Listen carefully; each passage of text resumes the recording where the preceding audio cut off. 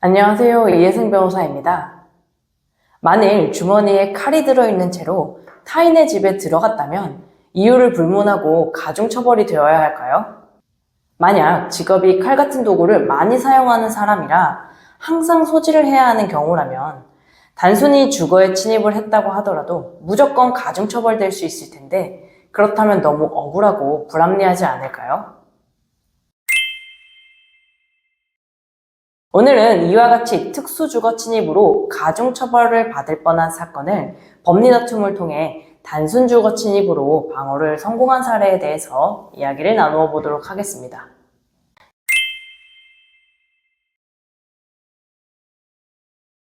주거 침입이란 사람의 주거 또는 건조물에 침입하는 경우 성립하는 범죄로 3년 이하의 징역 또는 500만 원 이하의 벌금으로 처벌됩니다.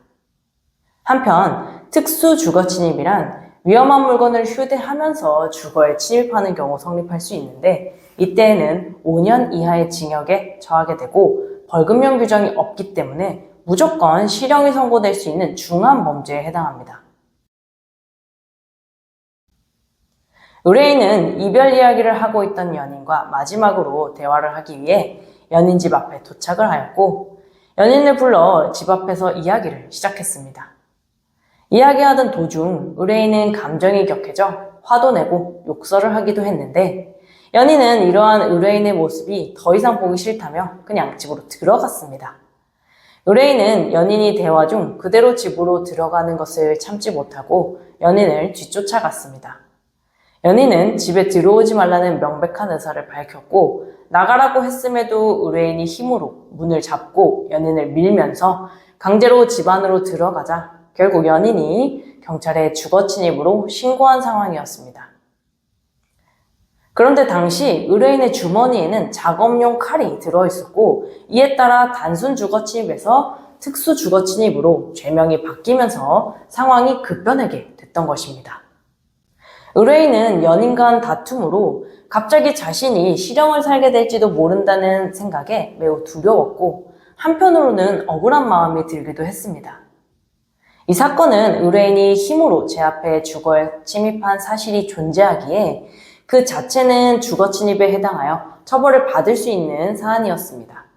그러나 의뢰인이 우연히 소지하고 있던 작업용 칼로 인해 자신이 한 행위를 뛰어넘어 중한 처벌을 받는 것은 타당하지 않았습니다.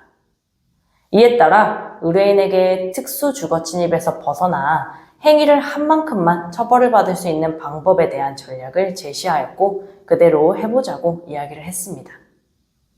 우선 의뢰인이 주거에 침입한 동기, 작업용 칼을 소지하게 된 경위, 실제 작업용 칼을 사용했는지 여부, 피고인과 피해자와의 관계, 범행 전후의 정황 등을 모두 파악하기 위해 심층 상담을 진행했고 관련 자료들을 모아 면밀히 분석하였습니다. 이를 바탕으로 의뢰인의 경찰 조사 기록까지 모두 검토한 다음 변호사 의견서를 제출했고 그 내용은 다음과 같습니다.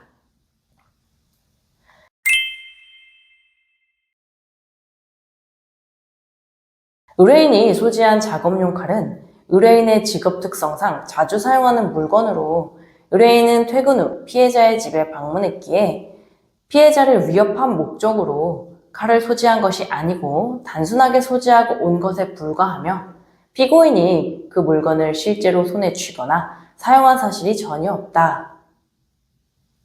법원은 이와 같은 변호인 의견서의 내용을 검토한 후 변호인의 주장을 받아들여 피고인에게 특수 주거 침입에 대한 부분은 무죄를 판단한 후 단순 주거 침입에 대한 부분만을 판단하여 판결 선고를 하였습니다. 이처럼 변호인은 의뢰인에게 형사법 대원칙에 따라 자신이 잘못한 부분의 한도에서만 책임을 지고 그 범위를 넘는 억울한 처벌을 당하지 않도록 적극적인 법리 분석을 통해 정당한 재판을 받을 수 있도록 권리를 보장해 주었습니다. 형사사건에 연루되신 많은 분들이 겪는 문제 중 하나는 바로 이와 같이 자신도 모르는 사이에 가중처벌에 연루될 수 있다는 것입니다.